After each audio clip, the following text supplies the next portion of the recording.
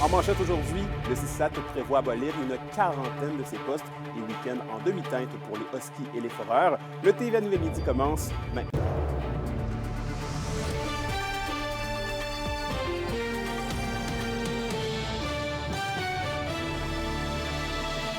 Bonjour tout le monde, ici Anthony Dallaire et bienvenue au TVA Midi. On débute le bulletin dans le monde de la santé, puisqu'afin d'éliminer son important déficit, le CIS de l'Abitibi-Témiscamingue compte procéder à une importante réorganisation touchant ses employés occupant un rôle de gestion. Et Alexis, c'est une centaine de postes qui sont concernés. Absolument, une soixantaine de postes qui devraient être modifiés et une autre quarantaine qui devraient normalement être abolis. C'est ce qu'on a appris dans une lettre interne du CISAT décernée à ses employés, dont nous avons obtenu une copie. On compte ici, là, en Abitibi-Témiscamingue, 276 employés dans le réseau de la santé ici en région, 276 gestionnaires pas employés. Donc, aucune coupure pour l'instant n'est prévue. Tout ça va être dévoilé là, au mois de mai prochain. Heureusement, les services à la population ne seront pas touchés et affectés. C'est vraiment les postes à l'interne. Voici quelques explications de Jean-Sébastien Blais, président de la FECSISA.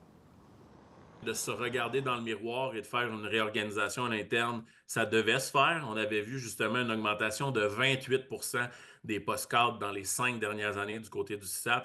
Donc, je pense qu'il y avait de la place justement pour l'optimisation. Puis maintenant, on a hâte de voir comment ça va se traduire sur le terrain. Et Alexis, la FIC se dit justement satisfaite que le CISAT puisse réussir à diminuer ses dépenses sans réduire ses services pour autant. Absolument. On parle de 3 millions qui devraient être économisés avec les coupures à l'interne. Donc, pour le syndicat, on est absolument heureux de cette nouvelle. Mais il y a quand même certains détails qu'on va surveiller. On reste prudent, notamment, on regarde les coupures. Est-ce que les coupures vont toucher là, des postes de gestionnaires sur le terrain? On souhaite éviter absolument tout cela. À nouveau, Jean-Sébastien Blais. Nous, ce qu'on espère, c'est que ça ne touchera pas des gestionnaires de terrain. Quand on parle de gestionnaires de terrain, on parle de coordonnateurs, de chefs de département, des choses comme ça. Puisqu'on a besoin d'avoir une gestion de proximité, on l'a vu en Abitibi-Témiscamingue par le passé, c'est ce qui nous aide justement à se démarquer quand on a des chefs qui sont présents sur le terrain. Mais par exemple, est-ce que cette réorganisation-là va plus toucher au niveau des ressources humaines, au niveau du service de la paie, des avantages sociaux, des choses comme ça? C'est ce qui reste à définir, mais on sera alerte pour la suite, c'est sûr, là. Et c'est normalement en mai prochain, Anthony, que nous aurons l'heure juste quant aux postes coupés et aux postes qui seront réarrangés. De son côté, le CIS de l'Abitibi-Témiscamingue n'a pas voulu répondre à notre demande d'entrevue. Oui, c'est donc un dossier à suivre. Merci beaucoup, Alexis.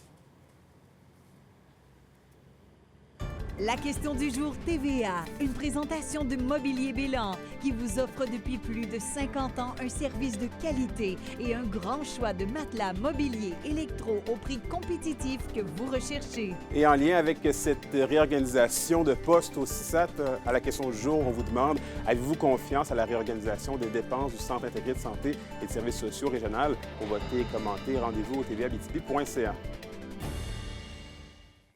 Dans le domaine minier maintenant, l'Association minière du Québec a une nouvelle présidente et directrice générale.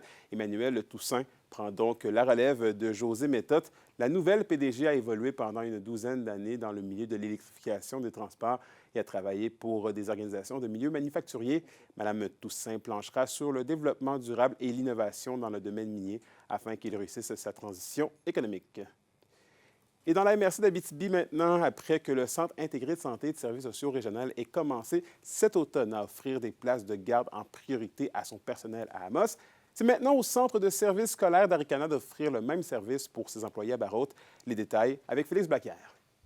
C'est plus de 300 enfants qui sont à la recherche de places dans une garderie dans la MRC d'Abitibi, selon les estimations du bureau coordonnateur de la garde éducative.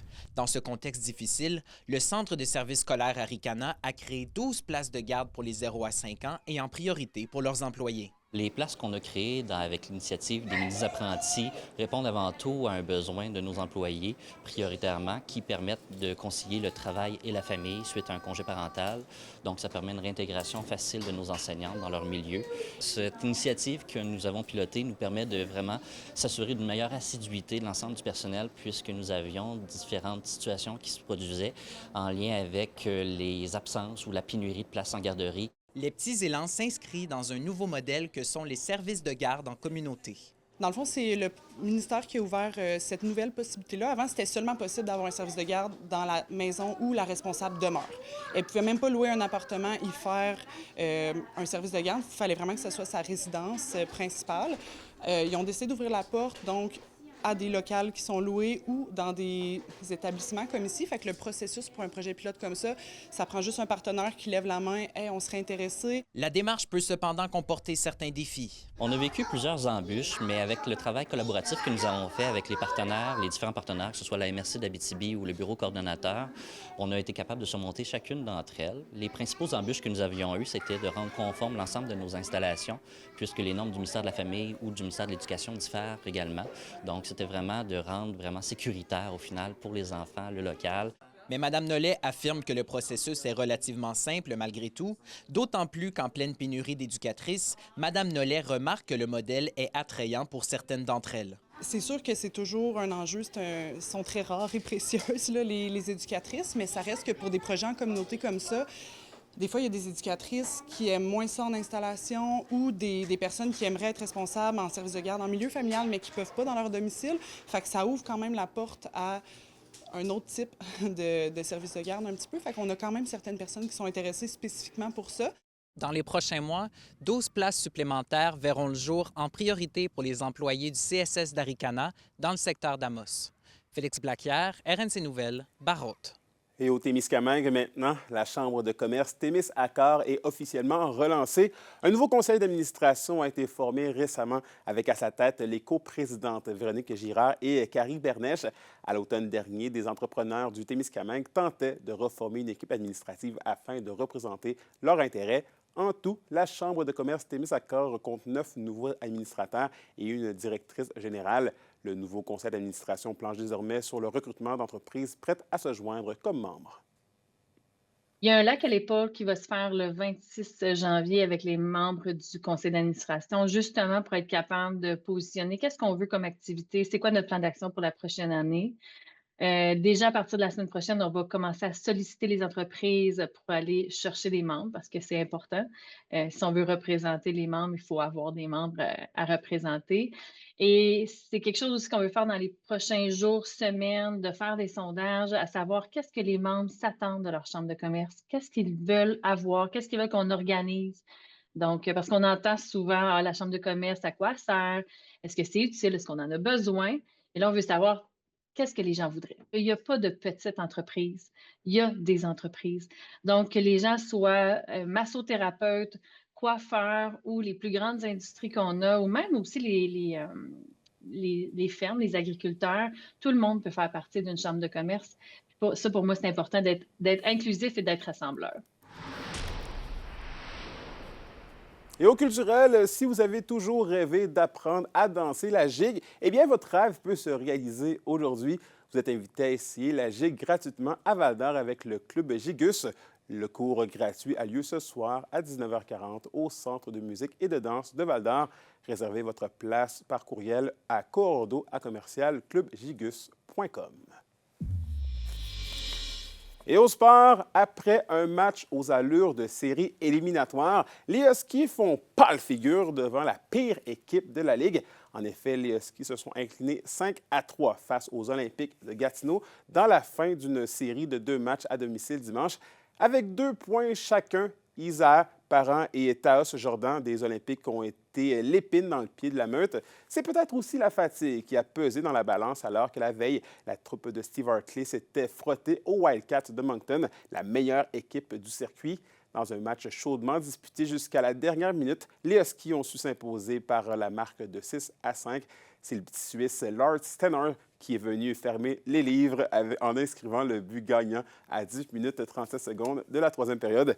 L'attaquant Bill Zonon a aussi brillé de 1000 feux et a offert une solide performance aux partisans grâce à une récolte de 5 points, dont 2 buts et 3 mentions d'aide. Ce dernier s'est mérité la première étoile de la rencontre. Et de leur côté, les Foreurs de Val-d'Or ont vécu un scénario inverse. Toutefois, la fatigue ne semble pas les avoir affectés. Ils ont conclu leur week-end d'action dimanche avec une défaite de 5-2 contre les puissants Wildcats de Moncton. Malgré le pointage, le Vrayeur a offert une solide performance et ont tenu en haleine Moncton toute la rencontre. Rappelons que 15 positions séparent les 2 équipes au classement général. Les Foreurs concluent tout de même leur week-end avec 2 points sur une possibilité de 4. En effet, dans un match toujours à domicile, ces derniers s'étaient imposés 4-3 la veille contre les Olympiques de Gatineau. Dans la victoire, Philippe Veilleux et Evan Despatie se sont mérités la première et la deuxième étoile de la partie grâce à une récolte de 2 points. Les prochains matchs des Huskies et des Foreurs seront vendredi. Les 2 équipes prendront la route pour affronter respectivement l'Armada de Blainville-Boisbriand et le Drakkar de Bécomo. Pour une nouvelle importante à nous communiquer, contactez-nous, nouvelles au pluriel, @rncmedia.ca, par téléphone au 1-866-463-4636 et notre site web tvaabitibi.ca.